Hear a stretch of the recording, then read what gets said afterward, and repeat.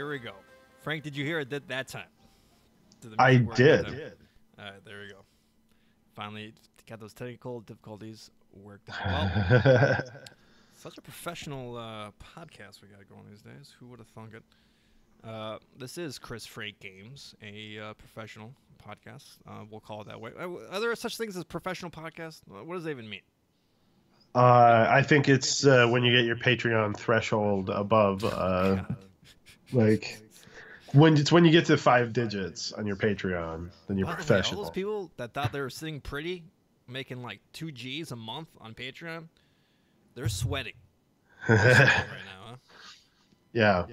Because Lord knows it's not good enough to just be sitting on, a 5% money management fee for doing almost nothing. You gotta have more. You gotta come up with more stuff.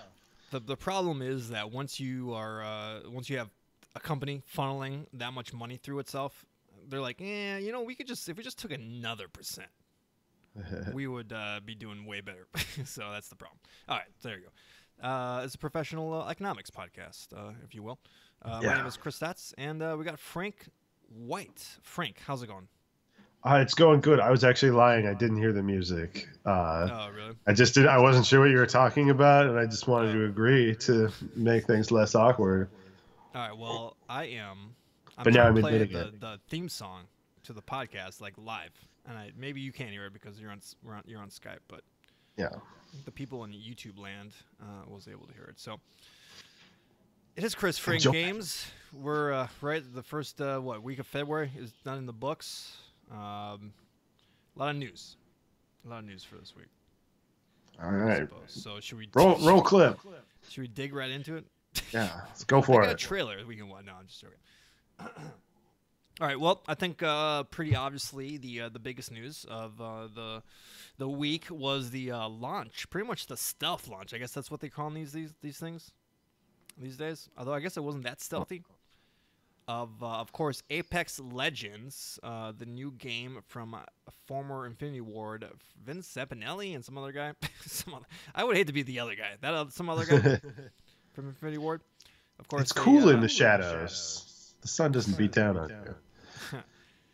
you. Of course, they broke away from Infinity Ward in Activision because they weren't getting their dues, I suppose you could say, and they created Respawn, which of course has created Titanfall, the Titanfall series, and Apex Legends is in the Titanfall universe. We heard some rumors about this over the weekend. Sources who have played and have knowledge of the game confirmed to me that Respawn is set to announce and release Apex Legends on Monday, a free-to-play Titanfall hero battle royale game over PC, PS4, and Xbox One. So those are the rumors. And I feel like there's a couple more trendy adjectives we could throw in there. Yeah. So I think the marketing strategy on this, it was pretty spot on. And whoever came up with this, I think they pretty much executed this pretty well. They brought a bunch of streamers over the weekend to play the game and to record footage and all that stuff, so they're ready to go on Monday. And of course, I won't say, of course, it's not like they expected rumors to come out, but I mean, you got to think with these goddamn streamers with no morals, stuff is gonna leak out, right? They got him by the NDA boss. So before, we saw everything on this. Frank, was this on your radar at all on Monday? No, I hadn't. I have yet to play Titanfall, so it's not something I really follow. No, it's like Titanfall 2 is always so cheap. I should really get it one of these days. Yeah, it's like $5 now, I think. Yeah. Xbox right now. So yeah, this came absolutely out of nowhere for me. Of course, then I immediately tuned out. I was like, oh, Battle Royale, okay. Oh, it's a hero shooter, so it's Fortnite Overwatch. Fort and Overwatch PUBG. I've never played Titanfall myself. I think the game's a little bit too much of Call of Duty for me. Part of it, so I just never really got into that. I'm not a big mech fan. Let's just say that. Well, apparently they don't have mechs anymore, so there you go. Exactly. So no mechs, no crazy wall jumping. I think they did that so that noobs could actually compete. And a couple of interesting tidbits. And I actually did play this. It's free to play. I played it. I will give my impressions later on in the show. So Ooh, sit with bated breath. Yeah, exactly. And once again, I gotta say, I really can't remember. Maybe the last time, maybe when the Switch launched, the last time that just one game kind of dominated the zeitgeist. And again, I mean, I'm sure it costs money to fly streamers out and all that stuff, but I think the marketing campaign succeeded beyond their imagination. 10 million downloads in 72 hours, and they had a 1 million player active base or whatever at one time. I think I feel like we're going to see more of this because I think they realize that the more people know about it ahead of time, the more doubts we'll be able to come up with and more like, bullshit things. So the more shit on Reddit. Basically, people don't have time to do Reddit. Yeah, it's like we just have to get the game out there before they can react and come up with their hot takes. And there you go. Yep. All right. So a couple of finer details. Only 3 people as opposed to 4 or 5 people on most other battle royales. There's no solo as of yet, so you have to you queue with 3 people. So a lot of people are again saying this that they really fixed a lot of problems with the modern day battle royales, such as when you die and you go down. And you're crawling around on your hands or your knees waiting for your players to resurrect you.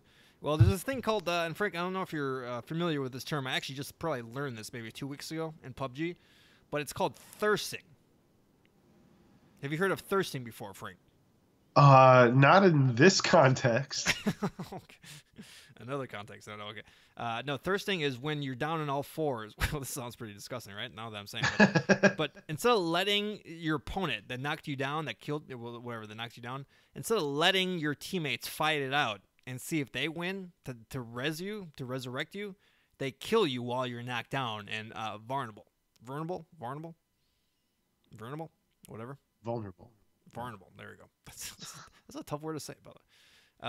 So not only does like some of the players have like this shield that can go around you, but then if you do get thirsted, one of your players can pick up like your key card or whatever. It's basically your Kurzweil soul, singularity soul, digitally, and then you can take it to like a resurrection station, I should say, somewhere in the map. And of course, there's it's way in the open, so it's a gamble. But so that's instead of like either watching your teammates like play for a half hour or just like bouncing, it kind of gives you an incentive to stay in the game. So that's cool. Okay, so backing up a little bit, is it the person who kills the downed person who is thirsting, or is it the person who is down who is thirsting? No, it's the guy that. Okay, so you go down, you're on the ground, but then someone kills you. That person is thirsting. He thirsted me. That's okay. Yeah. Okay. There you go. Learn something new every day. Urban Dictionary. Okay, a couple other points really quick. Only 60 players in a match right now, which is fairly low, and I've already heard people complain that it's kind of, you can definitely play fairly long without actually running into people, so that they'll probably add people. And by the way, this is built on the Source engine, which is kind of weird, but I guess if you're in, the former guys of Infinity Ward and you bounced Activision, but they get the Call of Duty engine, and you're kind of fucked without an engine, I think it kind of makes sense to just take an engine that it's open source, right? So do you even pay Valve license fees? I don't think so, right? You know anything about that? Well, also, the game that I'm sure they cannibalized to make this probably was already on the Source engine, so... Oh, yeah, well, yeah, their Titanfall games are Source engines, so... Yeah, I didn't realize that. I didn't know that. I thought it was... I didn't know what it was. Yeah, so, because presumably this was carved out of the bones of the bleached carcass of Titanfall 3. Well, they say there's going to be another Titanfall. There will be a Titanfall 3, and then I guess in their EA financials, which we will discuss later. I'm sure everyone's super excited about that. Yeah. 2 idiots that don't know shit about financials talking about financials. They did confirm another Titanfall game will be coming out. So I guess 3's not dead yet. But I mean, the games don't sell. So is it worth? I don't know. I don't want to say they don't sell because I don't know. All right. And then, I'll definitely get it sometime. They're like $8. Yeah, for sure. But, yeah. All right, and then some other details to differentiate themselves. They got legends, so you're not just some generic player. You're kind of like a hero, but they're fairly well balanced, I suppose. And yeah, no time fall, no tines, no double jumping, no wall running, and it's free to play. So AAA game, free to play. Big gamble, but I think it's gonna pay out. I think, yeah, I think Fortnite. What kind of like? So what kind of monetization we got going on? Like, well, it's cosmetics and all that crap and loot boxes and all that stuff, but it's just the works. I like how people are okay with loot boxes as long as it's from a certain studio that they don't hate. Well, I think people are a lot more tolerant of loot boxes when it's a free to play game. Yeah, that's true. You got a good point right there. So, yep. So that is yeah. Again, I will be describing my experience with Legends, whatever. What is it? Apex Legends. Yeah. I want to call it Apex Predator, but is there another game series already called Apex Predator? I don't know, but does this mean there's going to be a sequel called Nadir? Apex Nadir? I'm not sure. Wow. Oh, wow. No, that's Nadir Legends? Yeah, or what's the opposite of Legends? Nadir, forgotten about people. Infamous? All right, so there you go, Apex Legends. So free to play. Go ahead and try it out. All right, so blah blah blah. Okay, all right. So another news, DF, what do you call it? Digital Foundry, which is always good stuff. You're on an acronym basis with them now. Yeah, DF. Yeah, exactly. They did well. John Linneman did a video about 4 Switch games that were kind of not big, AAA releases, but interesting nevertheless. One of them, Frank, I don't know if you saw this, but Travis Strikes Again. Did you get a chance to see this at all?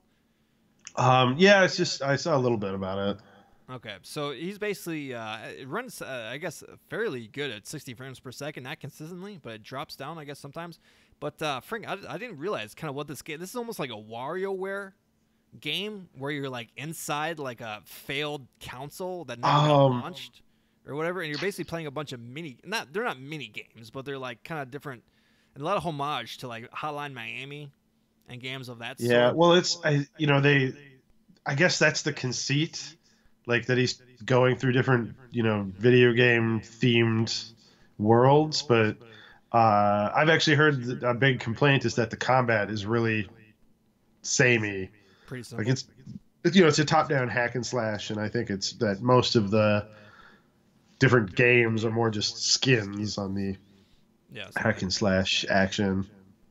Yeah. Well, I thought it was definitely pretty interesting.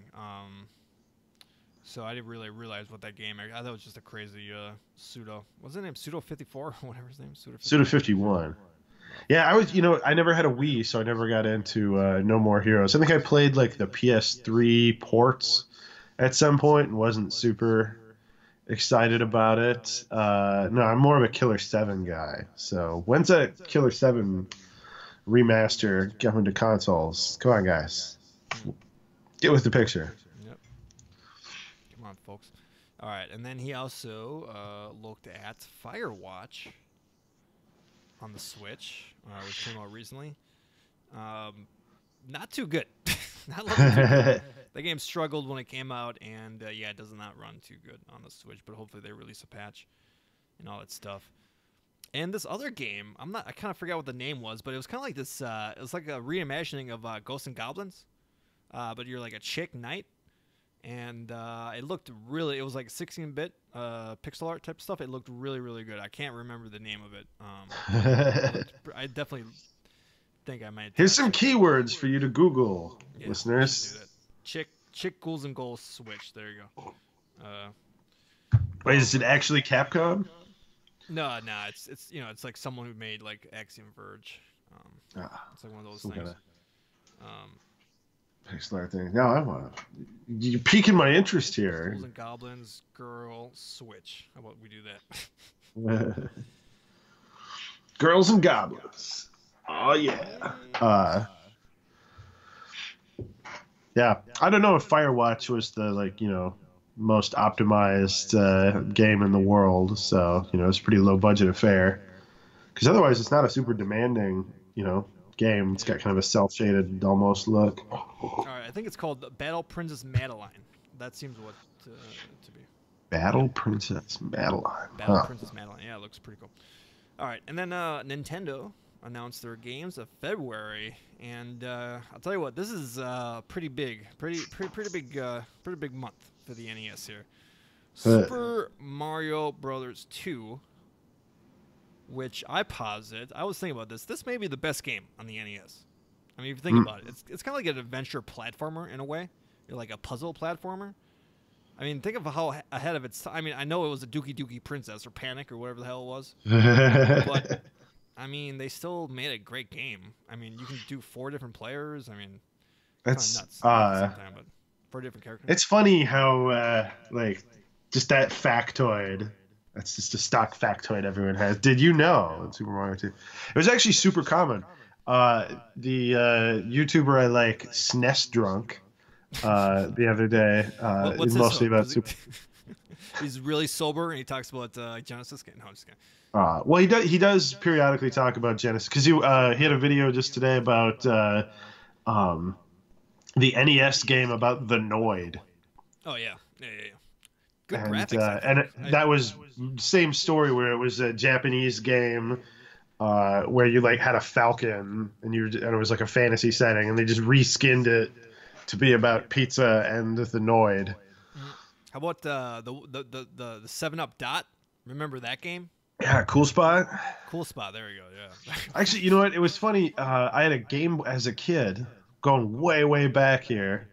When I was a child, I actually really wanted the Cool Spot game, but at the time I only had a Game Boy, and so my parents got me a 7-Up Cool Spot game for Game Boy, and I was like, "Oh, holy crap!" And yeah, I don't know why I really wanted a game about it. I think maybe I saw it in Nintendo Power and it looked cool or something. But you're a fan of kitty cocktails. There you go. The Game Boy version is just Go or Othello, like the puzzle game where you flip you flip the little black and white things.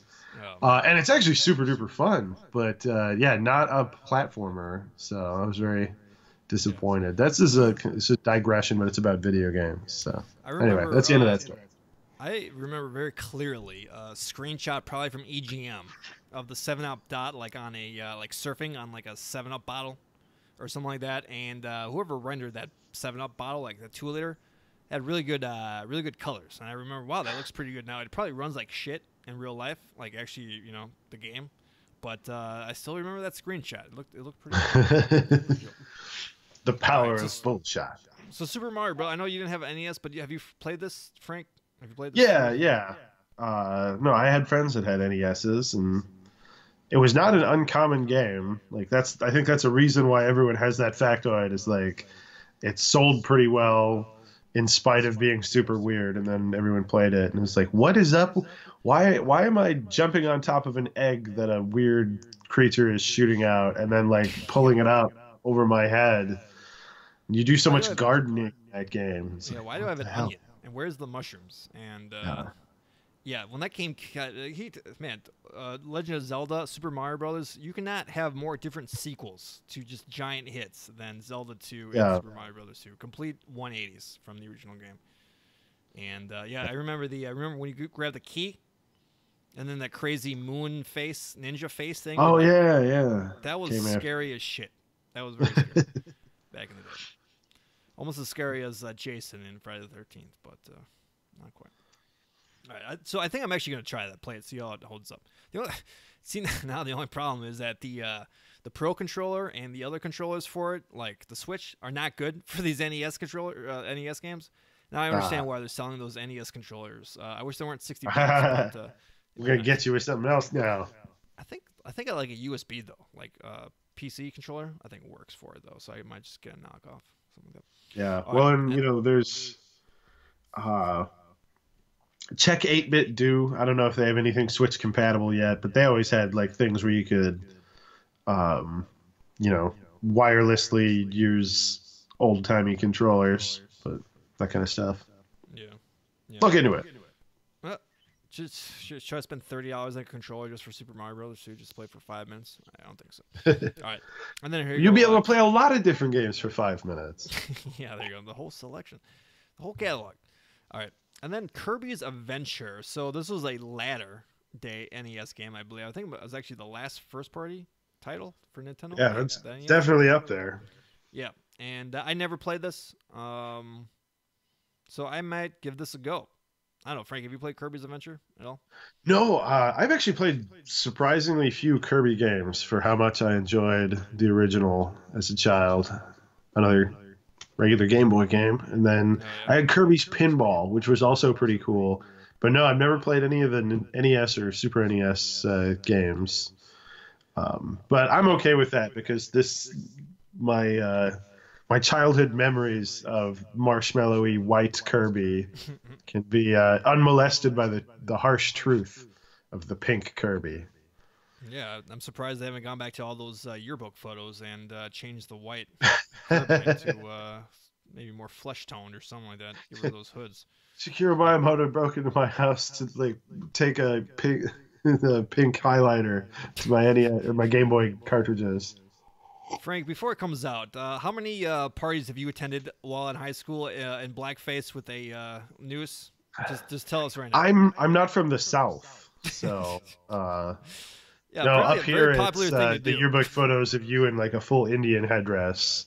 Yeah, there you like go. That's the Minnesota equivalent of that. Which there isn't one of those of me. Well, I don't think even. I think even we knew as kids not to, because we like had real Indians around, right? Or at least they came to the school to talk. So I think we even knew not to desecrate. Yeah, and I'm pretty sure that everybody knew not to do blackface in the '80s. Come on, guys. Yeah, there was a sitcom episode about it. All right, so yeah, and just one final note on these NES games. Yes, everyone's played all these games forever, all the time, but you know, you'll run into one of these games that you never played, like Kirby's Adventure. I never played that, so it's kind of cool. So, not the greatest thing in the world. Somebody give me a call or an email or something when Gargoyles Quest 2 for the NES shows up. Based on the cartoon, is that correct? Or no? No, it's just the sequel to Gargoyles Quest. No. Oh, is that like like a Demon's Crest? Yeah, it's the bad guy from Ghouls and Ghosts. He gets his own game. Not Lucifer, but the like red demon dude. That might get you to get a Switch, Frank. I got a feeling. Who knows? And then in the Game Boy version, the Game Boy art for Gargoyles Quest 1, he's green. What was it about the original Game Boy cartridges where the colors of every character was wrong? Well, I guess they didn't want to hurt your expectations when you actually see the game. Be like, yo, just make them green. So when he actually sees it, the green, it'll be okay. All right. And then, well, speaking about the Switch, we're hearing that Microsoft is preparing to bring Xbox Live to said Switch. And not only that, but iOS and Android. So that means that game developers will be able to use Xbox Live across any devices. So this is from a Variety article or whatever. So I don't think anyone's confirmed. It'll be interesting to see. Like, I don't know, is it in Nintendo's best interest to let? I mean, I guess, right? It's gonna let them have PC games that they would never have normally. You know. So I don't know. It's good for us, the consumers. So is it just going to be streaming stuff? I can see it, yeah. I mean, if Xbox is going to have this streaming service where you can stream your games anywhere, why not have it on the Switch, right? So that might be, interesting, especially as someone who, has a PS4. It would be kind of cool to be able to play Xbox. Bring games. Mario to PlayStation! Yeah. I don't know. I'm trying to think, is there anything on the Xbox I would actually want to play? I mean, no. I would play Forza. You would not play Forza. Frank, I would play it for 5 minutes. I wouldn't. When's the last driving game you played? For God's sakes, come on. I would have played PUBG. Play lots of driving games where they have spikes on the wheels to slice up civilians. I would play Sunset Overdrive for like 5 minutes. Yep. Yeah. Yeah, I think you made your the die was cast when you purchased your console. I don't think anything they've been doing lately. Well, the next Gears of War. Oh boy, can't wait for that. All right. Okay.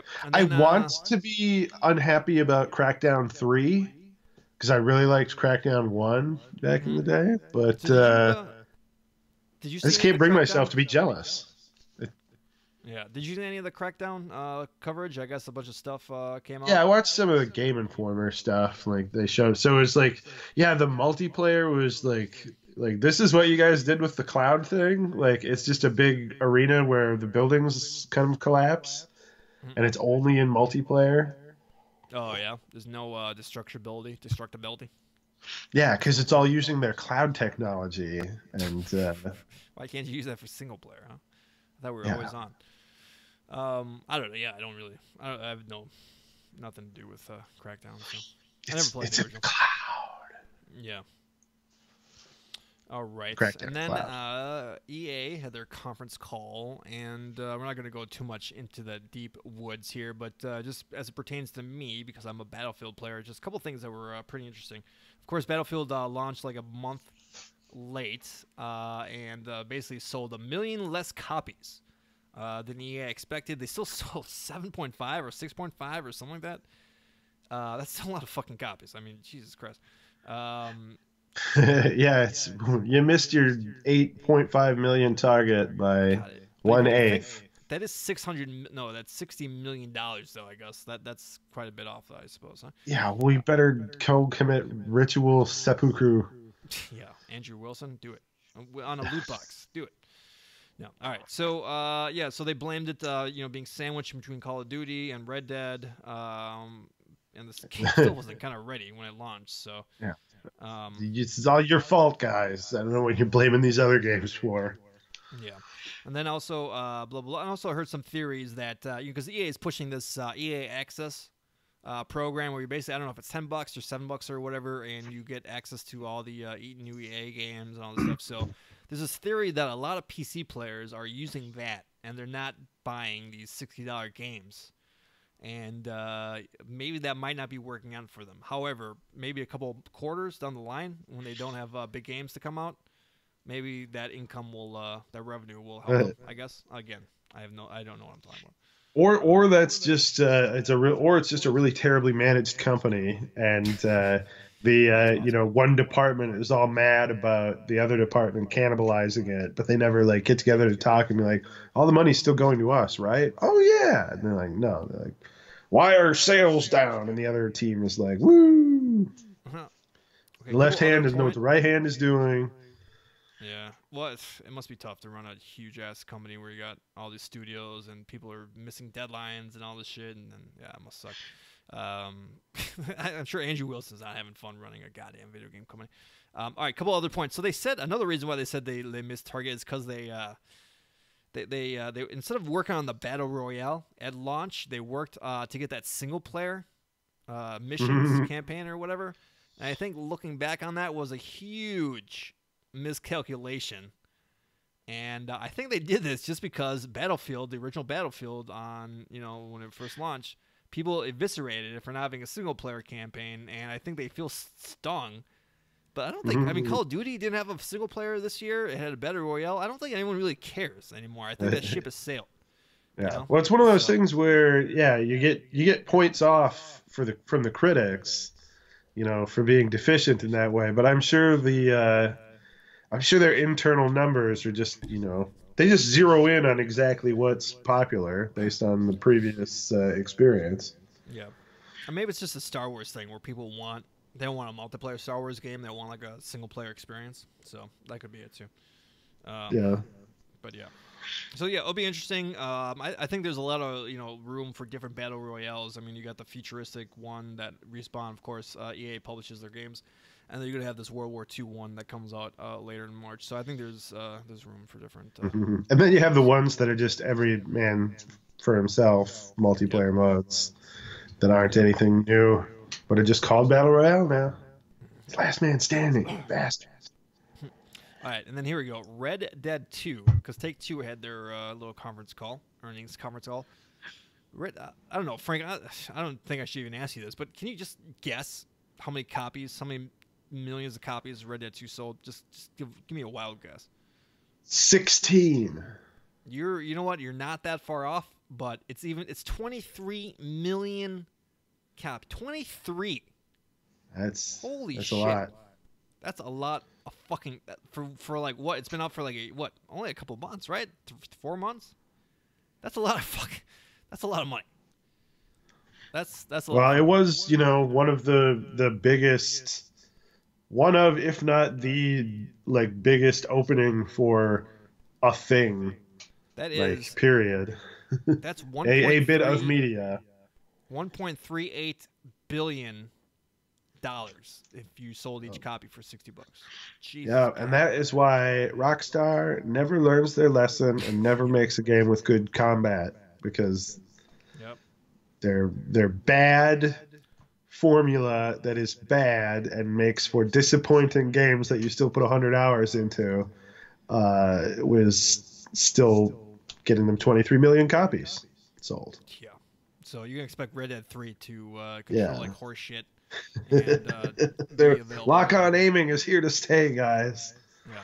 Might be available after the end of Trump's third term, too, I think. So you can look forward to that. So. All right. And then also really quick. So, Frank, I heard about this, but then I didn't actually watch this. But I guess there was a stream of the Nintendo 64 programmers for Resident Evil 2, the port, playing the new Resident Evil 2. So I don't know. Did you get a chance? Did you see this at all? No. I did not see this. And I don't even know if this would be interesting, but that seems like an interesting concept. I'm sure it's actually fairly boring, probably, I'd imagine. Well, I would. It's weird that it's the N64 port guys. Like, wouldn't you be more interested in seeing the like original developers playing it or something? Yeah. Well, I mean, that was like, barrier the port has an interesting story and it was an impressive technical feat at the time. But yeah, it's like they're gonna be like, hey, this game is fun. Remember how hard it was to compress all that video? Oh yeah, they don't have to do this. This is all in engine. Oh, okay. Mr. X is after me. Those controllers. I just sum it up for you. Remember how the N64 is the worst piece of garbage we ever developed on, and we're lucky. Yeah, well, also I think a lot of those guys are still together because they were Angel Studios, and didn't Angel become Panic Button? Because they're in San Diego, right? Am I wrong with this? Or no, 2K San Diego? I think that's what, because they wanted the Rockstar. I think that's what happened. Yeah, I believe that's correct. They got swallowed by the behemoth. I don't know shit about video games, about the companies or anything like that. So, all right, Frank, did you have any? Did you have any news? Can you imagine Walter Cronkite saying, "I don't know shit about the news"? That's the news. Right. Well, I mean, yeah, Cronkite did, but like, I don't know. Most people you see actually telling you the news are they're just the talking heads. They're just the face that the like mob of journalists wears. Cthulhu. No, I don't have any good news or interesting news. With that, let's I can actually play live music here too. So let me see if I can hear it this time. Cue it up. Yeah. Where is this freaking thing? So all right, so we're gonna take a quick break, and we'll be back with the games we've been playing. You don't hear that?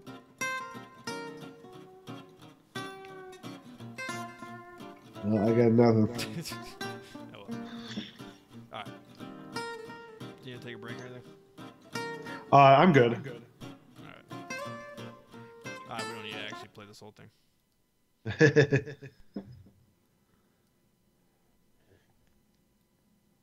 All right. Okay. Check. Okay. All right. We are back, and oh man, hopefully my mic was okay the whole time. All right. So we're back, and let me just talk about Apex. Apex Legends, really quick. So yeah, it is a battle royale, and I've been playing a lot of PUBG lately, so I feel like I have a pretty good take on these things.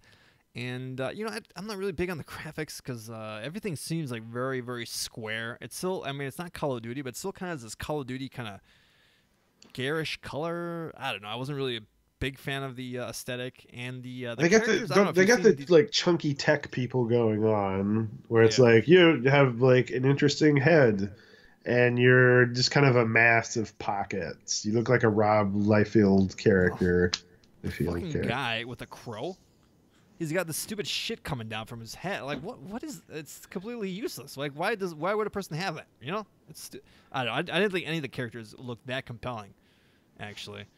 And I think actually it's kind of confusing because these guys have powers and they have ultimates and all that stuff. And yes, I'll admit I only played 2 rounds of this game, but I mean and maybe it was because I wasn't familiar with everything. I mean, it does a lot of smart stuff. Like there's really only 2 types of ammo, like heavy. Well, I'm probably wrong with this, but there's like heavy and then light bullets. Light bullets, I should say, and it's like green or red or whatever. So instead of like worrying about 7.6 and 5.6 and 45 and 9mm and all that stuff, there's really only 2 types of rounds. And when you get like scopes or whatever, they automatically go to your weapon. So that's smart. I mean, they have a lot of quality of life fixes. They're kind of annoying about a lot of battle royales. And I should say the ping system. The communication system is pretty quite excellent, actually. You just use the right bumper to like kind of ping stuff, so you can ping anything like armor, ammo, like a gun. Because you'll find a good gun, but you already have a good gun, so you'll want to tell your teammate, hey, there's a good gun over here. You should pick it up. You can ping like enemies, where enemies are, and you don't even really need a voice communication to chat because the characters are like kind of saying stuff like, oh, I got him, or he's down, or I need help, or flank him, and all that stuff. And I think what these guys did, the designers, they really just looked at, okay, what do people actually say to each other in these games? Like, what do they need to communicate? And let's just break it down to its barest essence. And they implemented it really intelligently. And, you don't need a microphone. And there's this one girl that actually, I should say woman. She is a woman. She actually works for Respawn. And she was talking about, like, how nice it was to play a multiplayer shooter and be able to communicate, non-verbally. And, as a female, you probably don't, as 2 guys here, we probably don't, understand when these chicks, are talking on the online, they probably just get, all these guys just acting crazy with them and just being harassing. And don't want to date any of you. Yeah, exactly. Yeah, do you have a boyfriend? So where do you live? So so I think, girl. I think they made a lot of, they made a ton of smart decisions. Again, I didn't like Blackout because the guns were all super futuristic and nothing made sense, and I don't know anything, and the world kind of didn't make sense. So I will say that maybe if I played Titanfall, I would kind of understand what the guns do.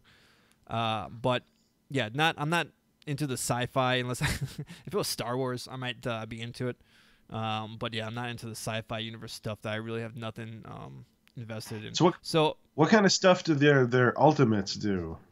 Like, one is like I don't know about the ultimates, but one lady has like she throws smoke and like it covers the area. One lady has this like warp thing. Her name is Wrath, I think she is. So she can like it's almost like a portal where she goes through a portal and you can send somewhere else. Some other guy, I don't know. There's like a brute. I'm not really sure what the elements do, but yeah, you basically charge up your ultimate. So it's kind of got this Overwatch thing, but then again, it's kind of as a newcomer, you're like, damn, what did these guys do? How can I use them? And I guess I'm sure all that stuff is divulged to you and all that stuff. But again, you look at one of these games, it's like, okay, should I invest 50 hours into this thing? And I have said, no, I'm not going to invest that. But it's free. It's very high quality. It's AAA. So if you're looking for a battle royale that ain't Black Ops and ain't Fortnite, I would definitely give it a go, for sure. So it's definitely getting good word of mouth, good reviews. I think it's the most watched game on Twitch right now, and Dr. Disrespect is playing it a lot. It's weird. It's hey, this brand new game came out. It's a free to play game. It's super hype right now. Let's go watch someone else play it. Yeah, exactly. I'll watch. Go download. Have fun with it. Have fun. Well, Frank, you got to work sometimes, Frank. You know what I mean? So, live vicariously through where I still can't be watching the game con. Well, okay, I did watch some. I clicked through some speed runs today at work. I didn't watch the entire one. Frank, you got to turn your monitor away from the doorway. There we go. And then it should be good. It is, but I've got like a shiny thing behind me, so like you can easily tell if I'm looking at a bright or dark screen or if I'm flashing the screen if you walk by. Yeah, if there's like a fleshy color going up and down. No, it's more just contrast. You can't really tell what it is, but you can see. It's like you can tell if I'm watching a video because it's like blah, blah, blah. Anyway. Yep. So that's pretty much it. That's what I've been. I mean, I've been playing PUBG and just been. I got a pretty good squad, and we do get quite a bit of chicken dinners.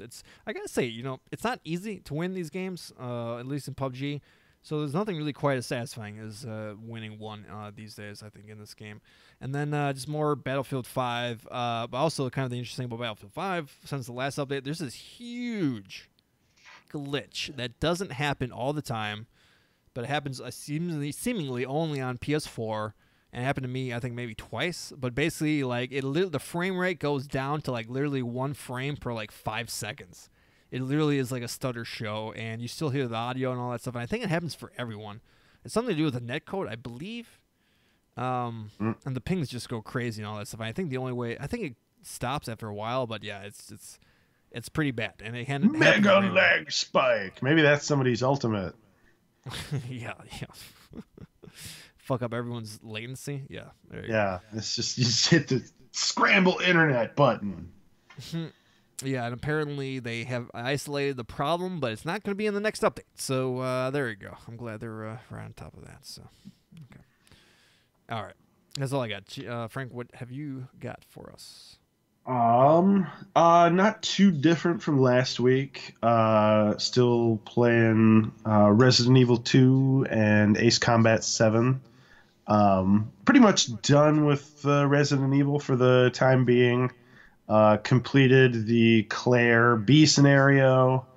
So that's the second one then? That's the second playthrough? Yeah, it's kind of lame compared to the original game. This is like the one area where they like downgraded it basically, where the original game, the A and the B scenarios had like kind of different stories, and you encountered different bosses, and there was like the inventory upgrade could be. You only got one between the two runs, and you had to kind of pick if you were going to keep it for the A character or save it for the B character. And now it's basically just a truncated version of the game. Like it's got a shorter introduction. It skips the tutorial. It skips like the kind of running wild through the streets thing at the beginning. You start in a different location. And so it's different at the beginning. You start on the other side of the police station, but yeah, you end up doing the same puzzles and fighting a lot of the same bosses, and like the middle part of the game plays out almost identically. It's different because you're the other character, so you've got different weapons, and then there is like an ammo different. Like there's a new type of ammo introduced, and everyone gets a second kind of pistol. But yeah, it's just not nearly as different as it was, and it mainly just feels like a shorter version of the campaign with a new final boss, essentially. So that's a bit of a bummer, but I mean it's still fun to play. And the game is very breezy.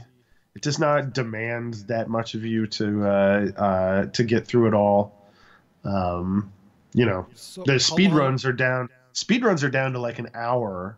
So people are playing through like the entire game on hardcore mode in roughly an hour. So how long did it take you to do the second run through compared to the first? It took me longer than I thought. It was like 6 hours versus 8 hours. Oh yeah. That's not too and bad, I assumed it would be a lot quicker because it was I'm familiar with the locations now, but apparently I did something where I got turned around and did stuff out of order. I know for going fast. Say what were you saying? No, I was gonna say is it different enough so that you never ask yourself, man, why am I? This is the same game, or do you think was it different enough to warrant a playthrough again? Well, yeah, because you switch characters, so that like accommodates for most of the differences. But yeah, like we were saying, like the IGN people weren't as off base as we assumed for their review initially, even though they had to do the corrections. Because doing a Claire A scenario is not all that much different from a Claire B scenario. But I mean, it's a game that I enjoy so much. I'll definitely be back to it. And I played plenty of Fourth Survivor after unlocking it. That is the bonus mode where you play as an umbrella mercenary codenamed Hunk. So you're just kind of a generic SWAT guy. and your only backstory is that you're like a super badass who tends to be the only squad member to survive at the end of tough missions. And the entire little mini campaign is basically a one-shot backwards through the game, like starting at the sewers and then basically going to the very beginning of the game in one fell swoop. No puzzles, no items to pick up. You just have a fully stocked inventory at the beginning, and that you've got that to get you all the way to the end. Oh, really? Can you pick up new stuff, or that's it? That's all No, there are no pickups. There's no pickups. There's no puzzles. There's only really one path. So it's just, but it's like maximum enemies. Like literally every hallway you will go down is going to be jam packed with enemies, and there's like kind of different scenarios. Like you run into a parking garage and it's just full of zombies. They are like rising as you get in there, so it's kind of designed to be speed ran. It took me a couple tries, and then I watched a speedrunning video and was like, oh, you can run by that, you can run by that, and that like it helped me save some ammo, because there's a lot of things that you don't quite realize at first that you can run right by if you do it the right way. Because there's definitely not enough ammo to just kill everything on your way to the end. You like run into Mr. X twice on it. Mm-hmm. So it took me 10 minutes, and like the world record is like just under 7 right now. Oh, wow, there you go. That's not too bad. Yeah. But it's fun. It's got like this pulse pounding music, and you're just like booking it through the game. It's very, very intense. Yeah, I was gonna say like just keep on churning. Just give me a different mansion every year with the same Resident Evil controls and puzzles. That's all I want. Just keep it coming. That is one thing. It would be cool if there was a slightly easier version of this with like a different or even maybe procedural to a degree, like layout of enemies. Because one thing is like, so there's when you beat this, you unlock Tofu Survivor, which I have not beaten. I've tried it once and got pretty far. I got to like the second to last zone. But the Tofu Survivor is a block of tofu who only has combat knives and some healing items to make it all the way through the exact same scenario as Hunk. And then apparently there are now like 5 different tofus, all based on different gelatinous foodstuffs. Like one of them is flan, and is there Jello? No, there's not Jello. It's a couple different types of tofu, and then like some gelatin desserts from Asia that I'm not familiar. I had to Google everything, but basically the shtick is that they all have like wildly different loadouts. Like one of them has just 2 of the high-end pistol weapons. One of them literally has nothing but grenades. It has a full inventory for every, like you don't even have healing items. Just every inventory space has 3 grenades. But I got to beat the knife one to unlock any of those, and I don't know if that's going to happen because it's not easy to do it 100% with knives. But unfortunately, there's no trophies for beating any of the tofu things, so I don't feel incentivized, which would be nice because some of the trophies they do have, like play the game with only taking a certain number of steps, or play the game without ever using the inventory box. Like those just seem tedious. Yeah. Oh, I thought you were gonna say never use like your inventory. Like no, you never use the the infinite like storage box where you can magically like transport your stuff. Like I put it in the box here and I can then get it from any box anywhere. The original Dropbox, Frank, by the way, was Resident Evil. But yeah, still thoroughly enjoyed it. Very, very glad I played it. Scratched all the nostalgia itches. Yeah. In Ace Combat, I am currently stuck on mission 6. Nobody warned me about this. It's the first mission where it's the 15-minute timer, so it's like a score attack thing. Like I've got on normal difficulty, I've got 15 minutes to blow up a bunch of military bases and airplanes and get a score of 17,000 within the 15 minutes. And it is incredibly frustrating because I've like 3 times, I've tried this 4 times at this point, 4 or 5 times. And 3 of those ended with me getting within spitting distance, high 15,000 somewhere.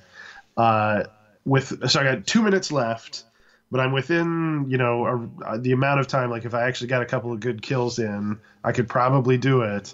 But at that point, I'm running low on missiles, and then I get real frustrated being attacked by lots of enemies because it's mostly attacking ground units. But at the 10-minute mark, a swarm of enemy fighter drones shows up.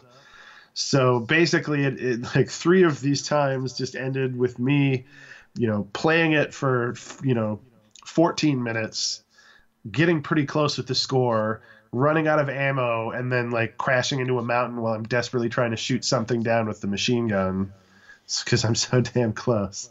So I got incredibly frustrated. According to the internet, I just need to get a new plane.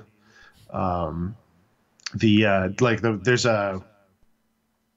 an AC-10 Warthog. Yeah. It's like the old Vietnam era bomber. I don't know if that's actually what it's called. I don't know if they can use the actual plane's designations or if everything is just like a pseudonym. But they don't have F-35 Raptors, right? They don't say the Raptor or anything like that. No, but they have F-14D and F-22C. But and I know at least some of them are based, and there's MiGs. I know they're based on real planes, but I don't know I don't know enough about planes. But yeah, so apparently you can get the Warthog, which has a lot of good air to ground weaponry, makes it significantly easier. But I needed 120,000, whatever the currency is called, MRP or something, to get it, because I did not I had spent all my points, and you don't actually get all that much from single player missions, and then also you get way less for replaying missions because there's a first time completion bonus that you get, so you can go and grind single player missions, but it takes a while. Turns out doing 2 5-minute multiplayer missions where my team won, even though I only killed 1 other player across both missions. My kill to death ratio is awful in this game. I'm not good at the multiplayer. I'm not really good at the single player either. So but what are the missions kind of like in multiplayer? What do you have to do in them? It's pretty much straight deathmatch, at least as far as I can tell. It has battle royale, which, as we've said earlier, just means last man standing mode. And can you form wings and squadrons and all that shit? And everyone are people actually using real plane tactics or whatever? It's hard to tell because mostly I'm flying around going, where'd he go? Where'd he go? Where'd he go? Why do I have 5 missiles on my butt? I'm dead. Yeah. Because it does have it's good that they give you a crap ton of points. For the missions that I did terribly in, I was literally last with 0 points on the second one I did out of everybody.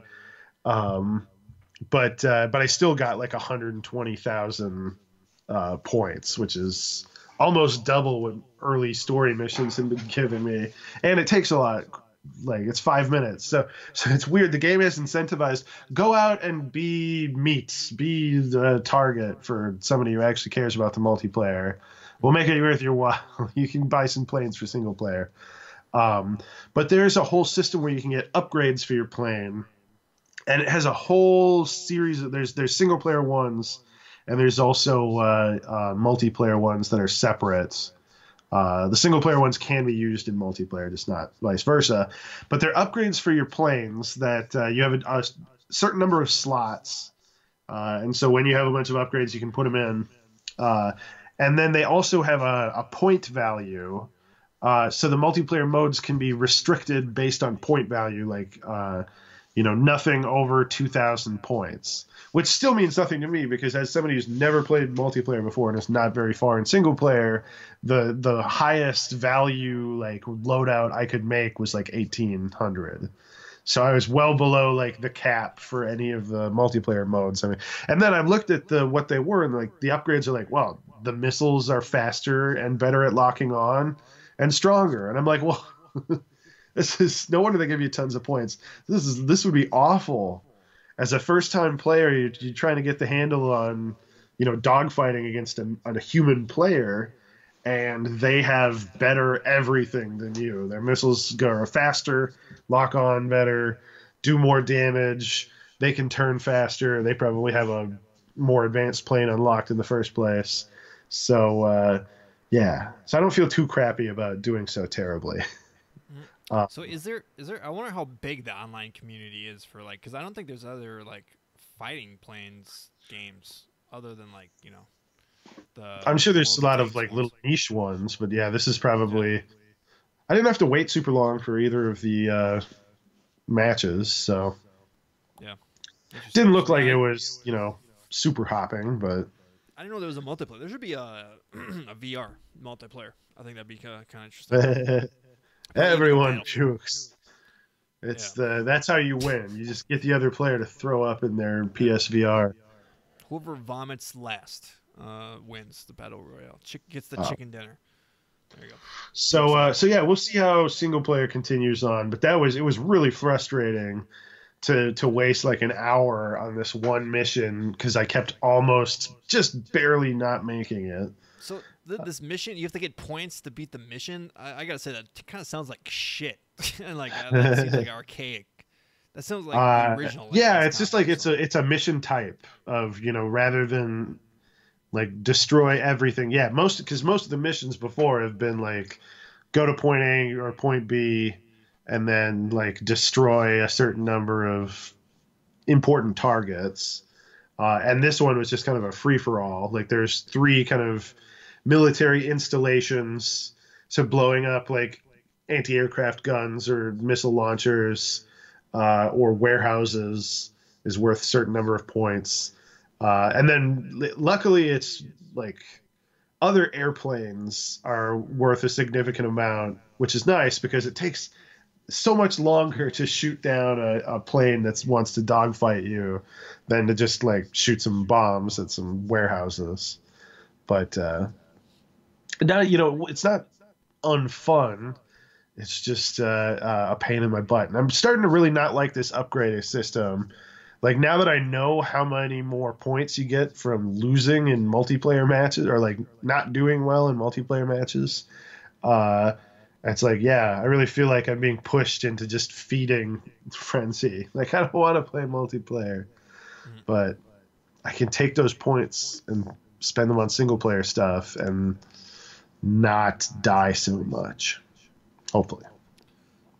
And then other than that, I played Shadow Warrior 2, which is a little disappointing because it's a loot shooter now. You get gems to put in your guns, and it's very RPG focused. So which just means that it's going to try to eat up a lot more of my time than like a relatively linear shooter like the first Shadow Warrior reboot. But what I really want is a new build engine game. I want to play Ion Maiden. Bring Ion Maiden to PlayStation 4, guys. So, did you pay money for that, or is it like a free to play? No, it was there.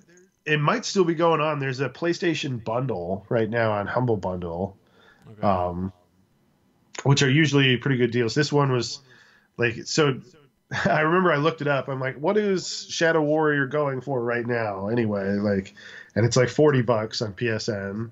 So for $15, you get Shadow Warrior and a bunch of other crap. The usual Humble Bundle thing, top tier. So I got Layers of Fear, which I'll definitely play, and then a bunch of random stuff. There was a couple games that I already had thanks to like PlayStation Plus and other bundles, but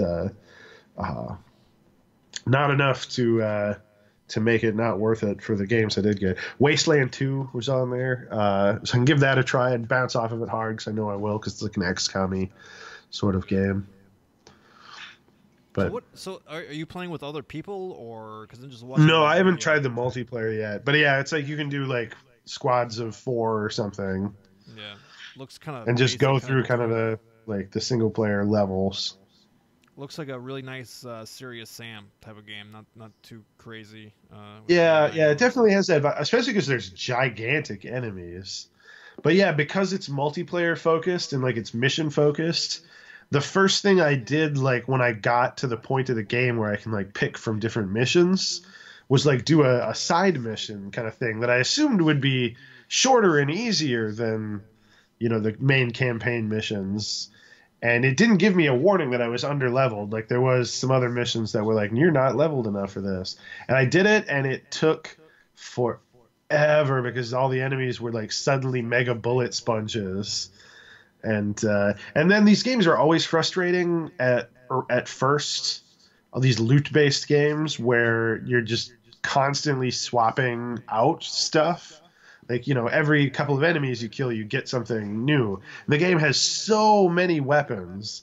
Like, I am already to the point where the weapon wheel is full, and I have to, like, go into the pause menu to actually, like, get to a couple of the weapons that I have. So there's so many weapons to, like, put these gems into that it takes quite a long time before you're even at the point where, you can swap something out for something better. And they don't do the Diablo thing where if you have an unequipped slot, it just drops the relevant thing you picked up there. So, after a while, I'm sure it gets better when you have a good loadout and you only occasionally find something better. But, yeah, this is always an annoying early stage in these games where you're like, hold on. Let me see if this is better. Oh, yeah, that's 2% better. Oh, that's 2% better. Does it have numbers fly off enemies' heads when you shoot them? Everyone's waiting to hear you say yes on that. I don't actually think so. Not that I've noticed. They have health bars. Like if you're attacking an enemy, it's got a bar on the top of the screen. Okay. So you do have kind of their health as a feedback. All right, I think that's acceptable. Yeah. For people. The melee is fun. I put a bunch of points into the spinning move, so it's like I gotta hold the button down to do the spinning attack, and then just like run into a crowd of guys and whip around in a circle. I see. All right, so you're enjoying it so far? I'll have to give it a point. Like I got off on the wrong foot with it by like picking the exact wrong mission, and then like having another hour of my life wasted because I didn't know if I could quit. Like, I didn't know if I would lose all the gear that I had acquired in this lengthy mission up until this point if I decided to go back to the main menu. And then after a while, I had a horrible bug where I was getting stuck on every bit of geometry. Like, walking through a leafy forest, I thought the frame rate was stuttering, but it was actually just my character, like, getting caught on every leaf on the forest floor. And so then I had to spend the rest of the mission air dashing everywhere because it's got a double jump and an air dash. The movement's actually pretty nice. You kind of need like good movement if you're going to try to be a more melee focused first person game. But yeah, so that was also super duper obnoxious. But we'll see. I'll definitely pick it up, at some point. All right, cool. There you go. Shadow Warrior 2. Sounds good. All right. Well, that's been it. That's the show for this week. Enjoy your weekend and the future week. And yeah, that's all I gotta say. Any last words, Frank? Did you watch the Ted Bundy doc on Netflix? Did you watch that? No, I don't. Serial killers are boring. I don't know why everyone's so into serial killers. Well, yeah, you like fake serial killer movies, though, don't you? Well, I like Hannibal, but they're everyone in like Hannibal is like, what if serial killers were like supervillains? Like I have borderline supernatural abilities that I'm just so talented at murder stuff. Yeah. Versus real life serial killers tend to just be like sociopaths who couldn't get a job in corporate America. They're just like frustrated sociopaths who end up murdering people. Yeah, yeah, Lost Boys, Lost Boys. Yeah, it was pretty interesting stuff. So all right, that's it. We don't have to talk about that, but okay. So that's the show. Again, thanks for listening and watching. You can check it out on YouTube. Just search Chris Frank Games, and you'll see the video. We got nice graphics and all that crap. So Nice. Yeah, exactly. All right. So for Frank White, my name is Chris Stotts. It's been Chris Frank Games. Thanks for listening. See you guys next week. Bye-bye, everybody. Velvet Buzzsaw was bad. Micro review. Bye-bye. Let me. Oh no, I don't have it. I'm trying to get the music to play.